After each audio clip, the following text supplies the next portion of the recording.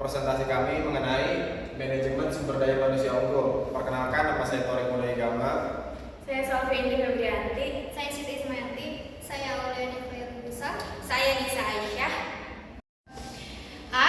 Mencapai keunggulan. 7 unsur mencapai keunggulan. Yang pertama, strategi untuk mencapai sasaran yang dikehendaki. Yang kedua, sifat struktur organisasi fungsional, desentralisasi dan sebagainya. Yang ketiga, sistem untuk memproses dan menyampaikan informasi. Yang keempat, staf yang dipekerjakan. Yang kelima, gaya manajer berperilaku dalam mencapai sasaran informasi. Yang keenam, keterampilan, kecakapan karyawan yang utama. Yang ketujuh, sasaran diinspirasikan organisasi kepada anggota. Lalu ada sifat perusahaan perbaharu yang baik. Yang pertama itu curiga untuk bertindak, dekat dengan pelanggan. Yang ketiga, otonomi dan keusahawan. Yang keempat, produktivitas melalui orang. Yang kelima, didorong oleh nilai dan tindakan. Yang keenam, berpegang pada pekerjaan. Yang ketujuh, bentuk sederhana karyawan sendiri. Yang kedelapan, bersifat ketat dan longgar secara bersamaan. Peter M. Etterman. Lalu ada 8 sifat keunggulan. Yang pertama, kepemimpinan. Kedua, otonomi. Ketiga, pengendalian. Keempat, keterlibatan. Kelima, orientasi pasar. Keenam, kembali ke hal dasar dan tinggal di sana. 7, pembaharuan. 8, integritas. Wayne Densford and Nick Carlson, 1984.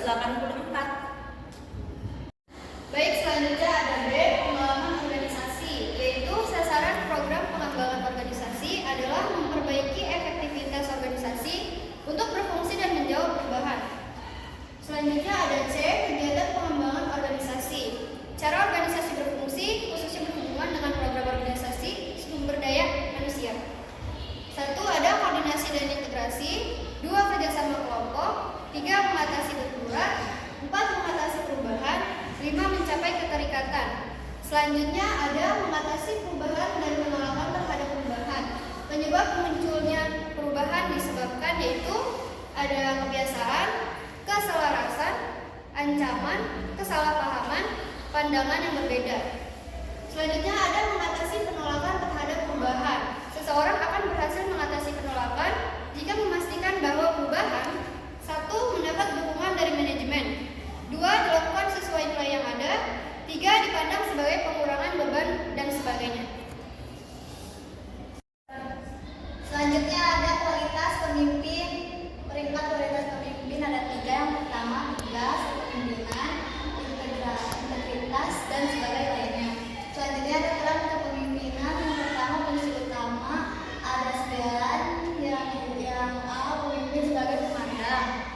Kedua, pemimpin sebagai eksekutif. Ketiga, pemimpin sebagai perencana. Keempat, pemimpin sebagai pembuatan kebijakan. Kelima, pemimpin sebagai tenaga ahli. Keenam, pemimpin sebagai pengendalian hubungan dalam kelompok.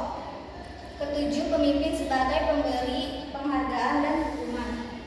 Yang kedua adalah fungsi hiasan. Yang pertama, pemimpin sebagai patokan. Kedua, pemimpin sebagai simbol kelompok. Ketiga, pemimpin sebagai ayat.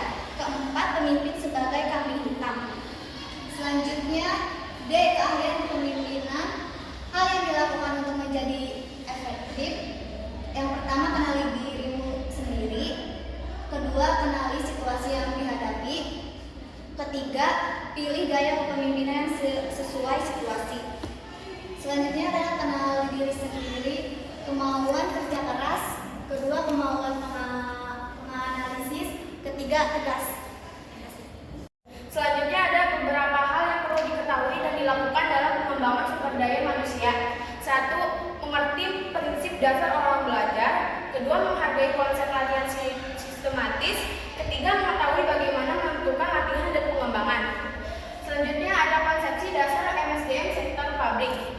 Definisi MSDM, suatu sistem manajemen yang sengaja dirancang untuk dapat memastikan bahwa potensi atau bakat semua individu dalam organisasi dapat diutilisasi secara efektif dan efisien. Matrix and Jackson 2008. Selanjutnya Ada fungsi-fungsi MSDM. 1. Perencanaan untuk kebutuhan MSDM. Kedua, staffing sesuai dengan kebutuhan. Ketiga, penilaian kinerja.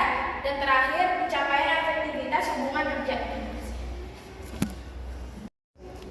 Oke, selanjutnya ada government effectiveness. Yang pertama itu ada kualitas pelayanan publik, kualitas pelayanan aparatur, tingkat kemandirian dari tekanan politik, kualitas rumusan kebijakan dan implementasinya, serta kredibilitas komitmen pemerintah.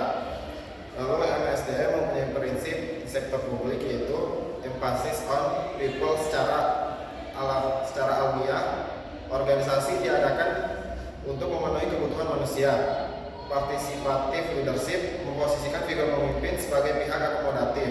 Inovatif work style merujuk pada perilaku inovatif yang tidak terpaku pada hasil yang telah dapat dicapai individu. Strong client orientasi, kepuasan masyarakat untuk sektor publik tidak hanya merupakan tujuan namun juga sekaligus sebagai instrumen bagi organisasi. Lalu terakhir ada mindset that seek optimum performance, yaitu mendorong pola pikir pegawai agar mampu mencapai titik kinerja optimum. Lalu menurut Sadili tahun 2010 tujuan-tujuan MSDM yaitu ada tujuan organisasi yaitu memastikan bahwa SDM berkontribusi pada efektivitas organisasi. Yang kedua ada tujuan fungsional yaitu menjaga kontribusi Departemen SDM dalam tingkat yang layak bagi kebutuhan organisasi. Tujuan yang ketiga itu tujuan kemasyarakatan yaitu bersikap etis dan bertanggung jawab sosial terhadap kebutuhan dan tantangan masyarakat sembari meminimalkan dampak negatif tuntutan tersebut bagi organisasi. Lalu yang terakhir yaitu ada tujuan personal yang artinya membantu para pegawai mencapai tujuan-tujuan pribadi mereka sejauh tujuan-tujuan mendorong kontribusi sebagai organisasi.